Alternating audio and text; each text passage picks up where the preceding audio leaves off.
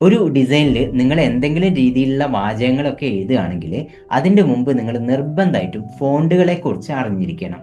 നിങ്ങൾ ആ ഒരു ഡിസൈനിൽ എഴുതുന്ന അക്ഷരങ്ങളുടെ രൂപത്തിനെയാണ് ഫോണ്ട് എന്ന് പറയുന്നത്. അതായത് ഒരു ഡിസൈനിൽ നിങ്ങളൊരു വാചകം എഴുതുന്ന സമയത്ത് അതെങ്ങനെയാണ് കാണപ്പെടുന്നത് എന്നുള്ളതിൻ്റെ രൂപമാണ് ഫോണ്ട്. ഡിസൈനിലെ ഫോണ്ടുകൾ ഉപയോഗിച്ചാണ് അക്ഷരങ്ങളുടെയും വാചകങ്ങളുടെയും ഒക്കെ ഭംഗി കൂട്ടുന്നതും അതിൻ്റെ ശൈലിയും അതുപോലെ തന്നെ അതിൻ്റെ സ്റ്റൈലൊക്കെ രൂപപ്പെടുത്തിയെടുക്കുന്നത്.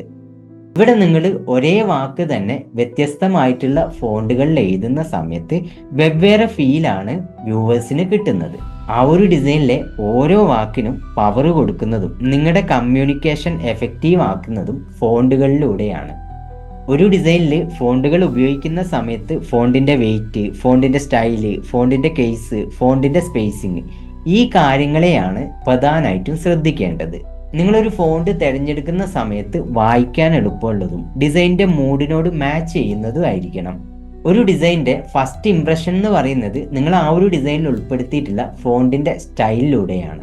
നിങ്ങളുടെ ഡിസൈന് സീരിയസ് ആണോ, ഫണ്ണി ആണോ, ക്ലാസി ആണോ എന്നുള്ളതൊക്കെ നിങ്ങൾ ഉപയോഗിച്ചിട്ടുള്ള ഫോണ്ടുകളിലൂടെ വ്യൂവേഴ്സിന് അറിയാൻ പറ്റും.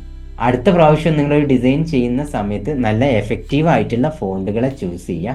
പിന്നെ നിങ്ങൾക്ക് മൊബൈൽ ഫോൺ യൂസ് ചെയ്തിട്ട് പ്രൊഫഷണൽ ആയിട്ടുള്ള പോസ്റ്റേഴ്സ് ഡിസൈൻ ചെയ്യുന്നത് പഠിക്കാൻ ആഗ്രഹം ഉണ്ടെന്നാണെങ്കിൽ നിങ്ങൾ ഈ ഒരു അക്കൗണ്ട് ഫോളോ ചെയ്തതിന് ശേഷം താഴെ ഡിസൈനിന്ന് കമൻറ്റ് ചെയ്താൽ മതി. ഞാൻ നമ്മുടെ പോസ്റ്റർ ഡിസൈനിങ് കോഴ്സിൻ്റെ ഡീറ്റെയിൽസ് അയച്ചു തരാം. പിന്നെ ഈ ഒരു വീഡിയോ ഇഷ്ടപ്പെട്ടിട്ടുണ്ടെന്നാണെങ്കിൽ ലൈക്ക് ചെയ്യുക, ഷെയർ ചെയ്യുക, ഫോളോ ചെയ്ത് സപ്പോർട്ട് ചെയ്യുക.